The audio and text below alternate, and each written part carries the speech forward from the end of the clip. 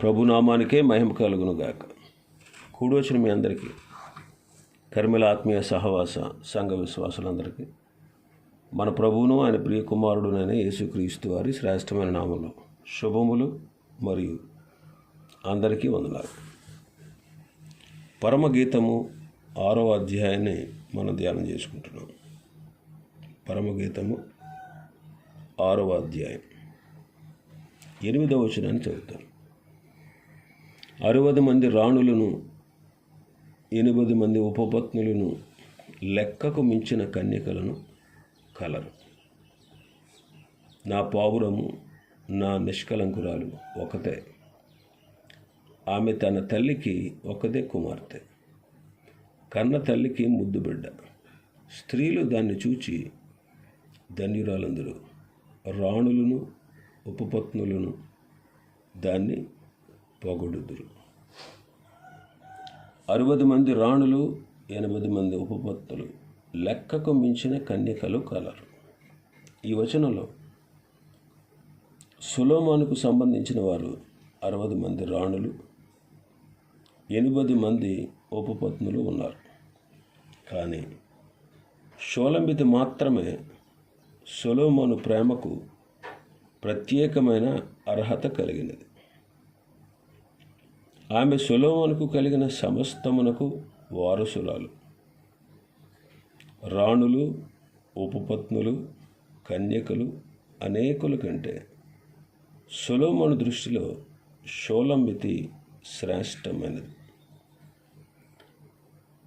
రాణులు ఉపపత్నులు కన్యకలు, వీరిని గూర్చి పౌలు గారు మాట్లాడుతూ ఎఫెసీ పత్రిక 3వ అధ్యాయం 14వ వచనం మనం చదివితే, ఈ హేతువు చేత పరలోకమునందును భూమి మీదను ఉన్న ప్రతి కుటుంబము ఏ తండ్రిని బట్టి కుటుంబం అని పిలువబడుచున్నదో ఆ తండ్రి ఎదుట నేను మోకాళ్ళుని,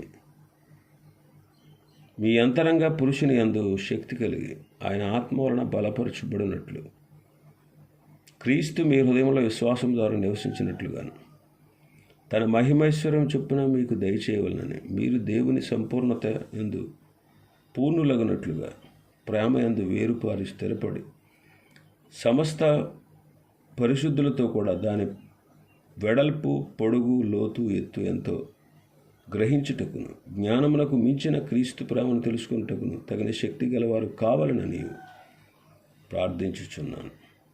ఇక్కడ పౌలు గారి ప్రార్థనను గమనించండి. ఎందుకంటే పరలోకమందును భూమి మీద ఉన్న ప్రతి కుటుంబం ఏ తండ్రిని బట్టి కుటుంబం అని పిలువబడుచున్నదో ఆ తండ్రి ఎదుట నేను మోకాళ్ళుని ప్రార్థిస్తున్నాను అంటాడు. ఈ వచనంలో పరలోకమందలి కుటుంబాలు, భూమి మీద ఉన్న కుటుంబాలు, భూమిపైన ఉన్న దేవుని సంఘము, ఇది 3 భాగాలుగా మనుషులు విభజిస్తూ ఉన్నారు. ప్రభు ప్రేమ మాత్రం భూమిపైన ఉన్న విశ్వాసులపై కేంద్రీకరించబడి ఉంది. వీరే ఆయన స్వరక్తమిచ్చి సంపాదించిన సంఘం. రాణులు ఉపపత్నులు కన్యకలు ఉన్న సొలొమోను దృష్టి మాత్రం షోలంబితిపై ఉంది. అదేవిధంగా పరలోకమందు భూమి యందు ఎన్ని కుటుంబాలు ఉన్నా క్రీస్తు ప్రభు అను తన స్వరక్తమిచ్చి సంపాదించిన సంఘాన్ని ఆయన విలువైనదిగా భావిస్తూ ఉన్నాడు. ఇంకా 9వ వచనంలో చూస్తే, నా పావురము నా నిష్కలంకురాలు ఒకతే, ఆమె తన తల్లికి ఒకతే కుమార్తె, కన్న తల్లికి ముద్దు బిడ్డ. స్త్రీలు ఆమెను చూచి ధన్యురాలందరూ, రాణులను ఉపపత్నులను దానిని పొగడుదురు అంటారు. ఈ వచనంలో చెప్పబడిన ఒక్కతే కుమార్తె, కన్న తల్లికి ముద్దు బిడ్డ షోలంబితి మాత్రమే, అనగా రక్షించబడిన ఇశ్రాయేలీలు. ఈ వచనంలో చెప్పబడిన తల్లి ఇశ్రాయేలీయులు. ఇశ్రాయేలు జనాంగం యొక్క తల్లికి ముద్దు బిడ్డ ఉంది. స్త్రీలు దానిని ధన్యురాలు అంటారు. రాణులు ఉపపత్నులు దాన్ని పొగుడుతారు. ఈ ముద్దుల కుమార్తె యూదులలో నుండి రక్షించబడిన ఇశ్రాయేలీలు. 7 ఏండ్ల శ్రమల కాలంలో ప్రభు యొక్క రాకడలో రక్షించబడిన యూదులే ఈ ముద్దు బిడ్డ. వీరు ఇశ్రాయేలు నుండి ఏర్పరచబడ్డారు. అబ్రహాము శారాలను దేవుడు ప్రత్యేకంగా ఏర్పరచుకున్నాడు. ఇశ్రాయేలీల వారందరిలో వారు దేవుని ముద్దు బిడ్డ. ప్రపంచ ప్రజలందరిలో ఇశ్రాయేలీలు దేవునికి ముద్దు బిడ్డ లాంటివారు. ఇశ్రాయేలీలలో రక్షించబడిన వారు దేవునికి ముద్దు బిడ్డ. ప్రపంచ ప్రజల్లో దేవుడు తన స్వరక్తమిచ్చి సంపాదించిన సంఘం కూడా ఆయన ముద్దు బిడ్డ. ఇశ్రాయేలు అనే కన్న తల్లికి ఇస్సాకు, యాకోబు అనే మరికొందరు ముద్దు బిడ్డలు ఉన్నారు. వీరందరూ రాణులు, ఉపపత్నులు, కన్నికల ద్వారా పొగడబడుతూ ఉన్నారు. వీరు రక్షించబడిన ఆదర్శవంతమైన విశ్వాసులు. అనేక సందర్భాల్లో ప్రభు కొరకు వారు హింసలు పొందారు. కొంతమంది హతసాక్షులయ్యారు. ప్రభు కొరకు నిందలు పొంది బాధలు అనుభవించారు. ఇట్టి విశ్వాసులకు ఈ లోకం యోగ్యమైనది కాదు. వీరిని గూర్చి ప్రభు 9వ వచనంలో నా పావురము నా నిష్కలంకురాలు ఒక్కతే అని చెప్తున్నాడు. ఇంకా మనం చూస్తే 10వ వచనంలో, మన భాగంలో 10వ వచనంకి వస్తే సంధ్యారాగము చూపట్టుచు చంద్రబింబమంత అందము గలదే, సూర్యుని అంత స్వచ్ఛమును కళలను గలదే, వ్యూహిత సైన్య సమభీకర రూపిణియగు ఈమె ఎవరు? ఈ వచనంలో సూర్యుడైన దేవుడు కనిపిస్తున్నాడు. చంద్రబింబం వలె ప్రకాశిస్తున్న ఎత్తబడిన సంఘం కనిపిస్తోంది. వ్యూహిత సైన్య సమభీకర రూపిణి అయిన ప్రపంచ దేశాల్లో హెర్మగెద్దోను యుద్ధమునకు సిద్ధమైన ఇశ్రాయేలు జనాంగం కూడా కనిపిస్తుంది. ఈ వచనంలో ఉన్న వ్యూహములు అనగా వ్యూహములుగా తీర్చిన వారు ఎవరంటే భీకరమైన ఇశ్రాయేలు దేశం.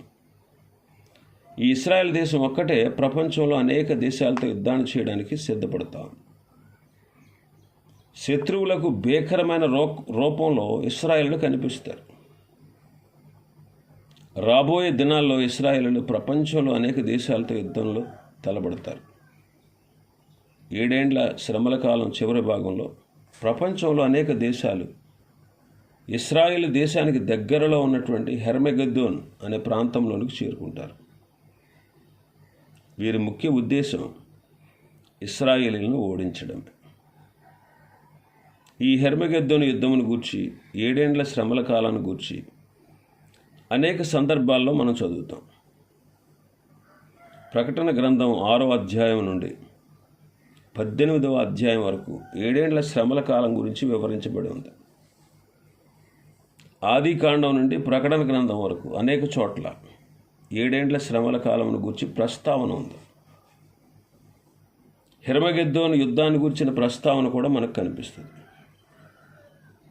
ఈ యుద్ధమునకు ఇశ్రాయేలీలు శత్రువులకు భీతి గొలిపేటట్లుగా సిద్ధపడతారు. కానీ వారు ఓడిపోతారు. ఓడిపోయే సమయంలో ప్రభు పరలోకం నుండి దిగి వచ్చి శత్రువులందరినీ ఓడిస్తాడు. ఇశ్రాయేలీలు వారి ప్రయత్నం వారు చేశారు, కానీ యుద్ధంలో ఓడిపోతారు. మన జీవిత యాత్రలో కూడా చూడండి, దేవుని బిడ్డలైనటువంటి మన ప్రయత్నం మనం చేయాలి. అంతిమ విజయం ప్రభువే దయచేస్తాడు. హెర్మగెద్దోను యుద్ధంలో ప్రభు వారి పక్షంగా యుద్ధం చేస్తాడు. శత్రువులను ఓడించి తన ప్రజలకు న్యాయం చేకూరుస్తాడు. ఈనాడు కూడా మన బలమై ఉన్న మన స్వశక్తిపై, మన బలముపై మనం ఎప్పుడూ ఆధారపడకూడదు. ప్రభువుపై ఆధారపడితే ఆయన మనకు అన్నిటిపైన జయాన్ని ఇస్తాడు. 11వ వచనం మనం చదివితే మన భాగంలో, లోయలలో చెట్లు ఎట్లున్నవో చూచుటకు, ద్రాక్షావళులు చిగిర్చనో లేదో, దాడిమ వృక్షములు పూతపట్టిన లేదో చూచుటకు నేను అక్షోట వృక్షోద్యానమునకు వెళ్ళితిని. ఈ వచనంలో ప్రభు స్వయంగా పలికినటువంటి మాట. నేను అక్షోట వృక్షోద్యానమునకు వెళ్ళితిని అని ప్రభు తానే స్వయంగా దిగి వస్తున్నట్లుగా మనం చూస్తున్నాం. క్రీస్తు ప్రభువు తన సంఘముతో 7 సంవత్సరాలు విందు జరిగిస్తూ ఉన్నాడు. పరలోకమందు గొర్రెపిల్ల వివాహోత్సవం జరిగింది. అక్కడ ఆయన తన స్వరక్తమిచ్చి సంపాదించిన సంఘాన్ని ప్రేమతో స్వీకరించాడు. అక్కడ జరిగిన వివాహం నుండి వివాహపు విందుకు దిగి వస్తున్నాడు. ఇది 2వ రాకడ. 1000 ఏండ్ల పరిపాలన, వివాహోత్సవపు విందు. ఆ విందునకు ముందు 7 ఏండ్ల శ్రమల కాలపు చివరిలో హెర్మగెద్దోను యుద్ధంలో పాలు పొందుటకు ఆయన తన స్వరక్తమిచ్చి సంపాదించిన సంఘముతో భూమి మీదకు వస్తాడు. ఆయన తన సంఘాన్ని ఆకాశంలో ఉంచి ఒక్కడే ఒలీవల కొండపైన అడుగు పెడతాడు. అప్పుడు ఒలీవల కొండ బర్దలై మధ్యలో లోయ ఒకటి ఏర్పడుతుంది. ఆ లోయకే కిద్రోను లోయ అని పేరు. ఈ కిద్రోను లోయను గురించి, అందులో ప్రవహించే వాగును గురించి సమూయేలు 2వ గ్రంథం 15వ అధ్యాయంలో మనం చదువుతాం. సమూయేలు 2వ గ్రంథం 15వ అధ్యాయం 23వ వచనం. వారు సాగిపోవుచుండగా జనులందరూ బహుగా ఏడ్చుచుండేరు. ఈ ప్రకారము వారందరూ రాజుతో కూడా కిద్రోను వాగు దాటి అరణ్య మార్గంలో ప్రయాణమైపోయారు. వారు సాగిపోచుండగా జనులు బహుగా ఏడ్చుచుండిరి. వారందరూ రాజుతో కూడా కిద్రోను వాగు దాటి అరణ్య మార్గంలో ప్రయాణమైపోయారు. ఈ వచనంలో కిద్రోను వాగు కనిపిస్తూ ఉంది. ఈ వాగును దావీదు దాటి వెళ్ళాడు. రాబో దినాల్లో ప్రభు తన పాదములను ఒలీవ కొండ మీద పెట్టినప్పుడు అక్కడ లోయ ఏర్పడుతుంది. అప్పుడు కిద్రోను వాగు లోయలో ప్రవహిస్తుంది. ప్రస్తుతం ఈ కిద్రోను వృక్షాలతో నిండిన ఉద్యానవనంగా ఉండినట్లు మనం పరమగీతం 6:11 చదువుతున్నాం. ఈ ఉద్యానవనమునకు యోహాను సువార్తలో కిద్రోను వాగు అని పేరు చూస్తాం. అక్కడ గెత్సెమనే తోట ఉన్నట్లుగా అదే యోహాను సువార్తలో 18:1 మనం చదువుతాం. అది దావీదు పట్టణానికి ఉత్తరంగా ఉంది. ఈ తోటను లేకపోతే ఈ ఉద్యానవనాన్ని లోయ అంటారు. ఈ లోయ ఒలివల కొండకు దిగువన ఉంది. 2వ రాకడలో ప్రభు పాదాలు ఒలివ కొండను తాకగానే కొండ పగిలి గొప్ప లోయ ఏర్పడుతుంది. ప్రస్తుతం ఉన్నది చిన్న లోయ, మనుషులు దాటి వెళ్ళగలిగేటువంటి లోయ అన్నమాట. ఇంకా మనం చూస్తే 11వ వచనంలోనే లోయలలోని చెట్లు ఎట్లున్నవో చూచుటకు, ద్రాక్షావళులు చిగిర్చినో లేదో, దాడిమ వృక్షములు పూత పెట్టనో లేదో చూచుటకు నేను అక్షోట వృక్షోద్యానమునకు వెళ్ళితిని. ఈ వచనంలో ద్రాక్షావళులు చిగురిస్తున్నాయి, దానిమ్మ చెట్లు పూత పడుతున్నాయి. ఇది ఇశ్రాయేలు యొక్క పునరుత్థానం. శరీర రీతిగా, ఆత్మీయంగా వారు భ్రష్టులై సమాధి చేయబడిన వారుగా ఉండిపోయారు. వారు పూర్తిగా ఎండిపోయారు. ద్రాక్షావల్లి, దానిమ్మ, అంజూరము చిగురించినట్లు ప్రభు 2వ రాకడలో వారు రక్షించబడి చిగురుస్తారు, పూత పడతారు, ఫలిస్తారు. ప్రభు ద్వారా వారు చిగిర్చి పూత పట్టి ఎలా ఫలిస్తారో ఆ విషయాన్ని పరిశుద్ధ ప్రవక్తల ద్వారా దేవుడు ముందుగానే తెలియపరిచాడు. ముందుగానే ఇశ్రాయేలులు ఎలా చిగురుస్తారో, పూత పడతారో దాన్ని ముందే తెలియపరిచాడు. యెషయా గ్రంథం 27:6 మనం చదువుతాం. రాబో దినములలో యాకోబు వేరుపారును, ఇశ్రాయేలు చిగుర్చిపోయిను, వారు భూలోకమునకు ఫలభరితముగా చేయుదురు. ప్రభు వచ్చినప్పుడు 1000 ఏండ్ల పరిపాలన కాలంలో ఇశ్రాయేలు చిగురిస్తారు, పూత పట్టి ఫలిస్తారు. మన ప్రియ రక్షకుడైన యేసుక్రీస్తు ప్రభు వారు భూమి మీద ఉండగా ఇశ్రాయేలీయులను అంజూరపు చెట్టుతో పోల్చి అది చిగుర్చును అని సెలవిచ్చారు. ప్రభు చెప్పిన ప్రవచనం 1948 సంవత్సరాల వరకు నెరవేరలేదు. 1948లో నెరవేరింది. అప్పుడు ఆ దేశం స్వాతంత్ర్యాన్ని పొందింది. వారు చిగిర్చారు.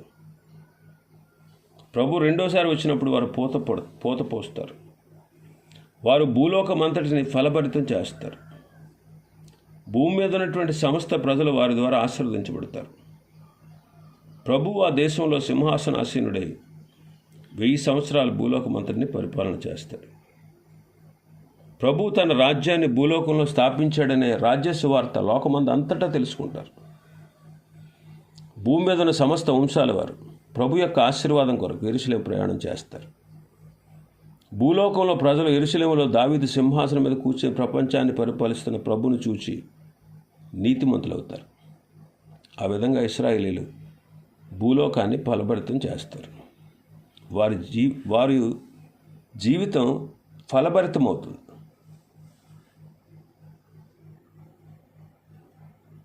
ఫలభరితమైన జీవితాలకు ప్రభువే ముఖ్య కారకుడుగా ఉంటాడు. ప్రభువే సర్వభూమికి రాజై ఉంటాడు. అప్పుడు ఇశ్రాయేలీయులు లోకమంతా చిగిర్చి పూత పూసి ఫలభరితులవుతారు.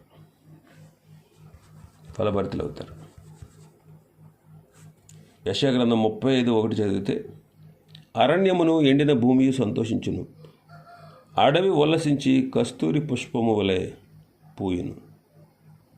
అరణ్యమును ఎండిన భూమి సంతోషించు, అది బహుగా పూయిచు ఉల్లసించును. ఇక్కడ అడవి అనే మాట చాలా ప్రాముఖ్యమైనది. ప్రప్రథమంగా భూలోకాన్ని దేవుడు ఆదాము హవ్వలకు అప్పగించినప్పుడు భూలోకం యొక్క సౌందర్యం మానవ మాటలు వర్ణించలేనిదిగా ఉండేది.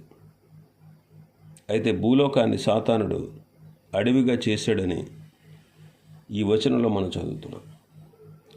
భూలోకమును అడవిగా చేసి శాపగ్రస్తమైన జీవితానికి సాదృశ్యమైన ముండ పొదలు, గచ్చ పొదలు, ముండ్ల తుప్పులతో భూమి నిండిపోవడానికి సాతానుడే ముఖ్య కారణం. అదేవిధంగా 6వ అధ్యాయం 11వ వచనంలో మనం చూస్తే అడవి ఇశ్రాయేలు యొక్క జనాంగమే. అడవి మానవుడికి ఉపయోగపడుతుంది. కానీ సాతానుడు చేసిన ఈ అడవి మానవులే. మానవులను దేవునికి పనికిరాని అడవిగా సాతాను చేసేసాడు. రాబో దినాల్లో ఇశ్రాయేలు క్రీస్తును నమ్మరు, క్రీస్తు విరోధిని నమ్ముతారు. వారి జీవితాలు ఎందుకు పనికిరాని శాపగ్రస్తమైన జీవితాలుగా మార్చుకుంటారు. ఇట్టి భయంకరమైనటువంటి శాపగ్రస్తమైన ఇశ్రాయేలు అనబడే అరణ్యంలో ప్రభు ప్రవేశిస్తాడు. అప్పుడు వారి ఆత్మీయ జీవితాలు వికసిస్తాయి. వారు సంతోషించుచు బహుగా పూయిచు ప్రభువులు ఆనందిస్తారు. ఇశ్రాయేలులే కాదు, ప్రభువుని ఎవరు ఎప్పుడు నమ్మి రక్షించబడిన వారి జీవితాలు చిగిర్చి పూతపట్టి ఫలించి వారు బహుగా ఉల్లసిస్తారు. హోషేయ గ్రంథం 14వ అధ్యాయం 5వ వచనం నుంచి, చెట్టునకు మంచు ఉన్నట్లు నేను అతని కుందును, తామర పుష్పం పెరిగినట్లు అతడు అభివృద్ధి నొందును. లెబానోను పర్వతము దాని వేళ్లు తన్నునట్లు వారు తమ వేళ్లు తల్లుదురు. అతని కొమ్ములు విశాలముగా పెరుగును. ఒలివ చెట్టునకు కలిగినంత సౌందర్యం అతనికి కలుగును. లెబానోనుకున్నంత సువాసన అతనికి ఉండును. అతని నీడ యందు నివసించి వారు మరలి వత్తురు. ధాన్యము వలె వారు తిరిగి మొలుతురు. ద్రాక్ష చెట్టు వలె వారు వికసింతురు. లెబానోను ద్రాక్షరసం వాసన వలె వారు పరిమళింతురు. ఇక్కడ చెట్టునకు మంచు ఉన్నట్లు నేను అతనికి ఉంటాను, తామర పుష్పం పెరిగినట్లు అతడు అభివృద్ధి పొందుతాడు. లెబానోను పర్వతమును దాని వేళ్ళు తన్నునట్టు వారు తమ వేళ్ళు తన్నుతారు. అతని నీడ యందు నివసించి వారు మరలి వస్తారు. ధాన్యం వల్ల వారు తిరిగి మొలుస్తారు. ద్రాక్ష చెట్టు వలె వికసిస్తారు. లెబానోను ద్రాక్షరసపు వాసన వలె వారు పరిమళిస్తారు అని మనం చెబుతున్నాం. ఒలీవ కొండపై ప్రభువు తన పాదం ఉంచగానే ఇశ్రాయేలులందరూ ఒక్క దినములో రక్షించబడతారు. రక్షించబడిన వారి భాగ్యం ఎంత గొప్పదో హోషేయ తెలియజేస్తున్నాడు. వారు పరిశుద్ధాత్మ పూర్ణులవుతారు. ప్రభువులో చక్కగా అభివృద్ధి చెందుతారు. దేవుని నీడలో నివసిస్తారు. వారు చిగురించి విస్తరిస్తారు. వారి సువాసన జీవితాలు ప్రపంచ ప్రజలకు పరిమళ వాసనగా ఉంటాయి. రక్షించబడిన ప్రతి ఒక్కరూ కూడా ఈ విధంగా ఆత్మ సంబంధమైన జీవితం జీవించాలని ప్రభు కోరుతా ఉన్నాడు.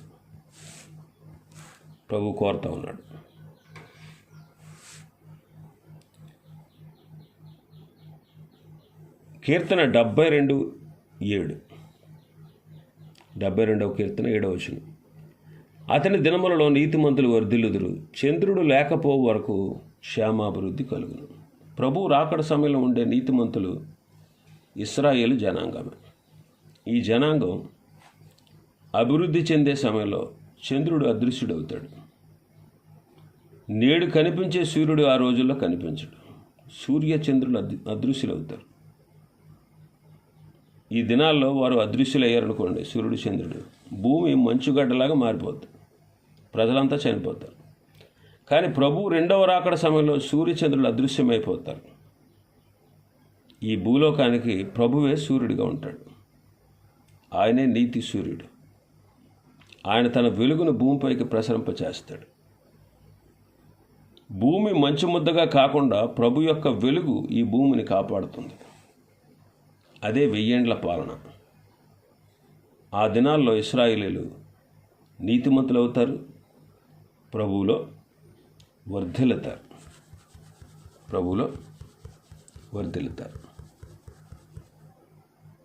ఇంకా మనం చూస్తే 92వ కీర్తన 12వ వచనం. 92వ కీర్తన 12వ చరణం. నీతిమంతులు ఖర్జూర వృక్షం వలె మొవ్వేదురు, లెబానోను మీద దేవదారు వృక్షం వలె వారు ఎదుగుదురు. ప్రభు దర్శించగా, అనగా ప్రభు యొక్క రెండవ రాకడలో ఇశ్రాయేలు నీతిమంతులై ఖర్జూర వృక్షం వలె మోవు వేస్తారు. దేవదారు వృక్షం వలె వారు ఎదుగుతారు. ఖర్జూరపు వృక్షము మోవు వేయును, అనగా వృక్షము నూతన జీవాన్ని కనపరుస్తుంది. చనిపోయిన స్థితిని చేరి ఆ తర్వాత జీవమునకు సాదృశ్యంగా మోవు వేస్తుంది అన్నమాట. ప్రభువైన యేసుక్రీస్తు వారు సిలువలో అప్పగించబడిన తర్వాత ఇశ్రాయేలీయులు చనిపోయిన స్థితికి చేరారు. ఈనాడు కూడా వారు అవిధేయంగా సమాధుల్లో ఉన్నవారి వలె ఉన్నారు. దేవునితో సంబంధం కానీ సహవాసం కానీ వారు లేనివారుగా ఉన్నారు.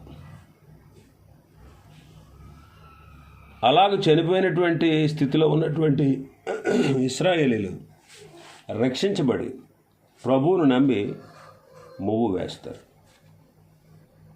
నీతిమంతుడు 7 సార్లు పడినా తిరిగి లేస్తాడు అని మనం చదువుతున్నాం. పడిపోయిన వారు పడిన స్థితిలో ఉండకూడదు.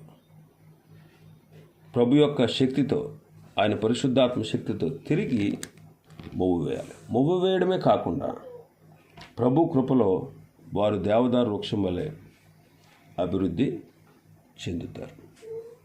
ఇంకా చాలా విషయాలు ఈ అధ్యాయంలో ఉన్నాయి. ప్రభు చిత్తమైతే రేపటి దినం మరికొన్ని విషయాలు మనం ధ్యానం చేసుకుందాం. దేవుడి వర్తమాన వాక్యాన్ని మన వినికిడిలో ఆశీర్వదించునుగాక.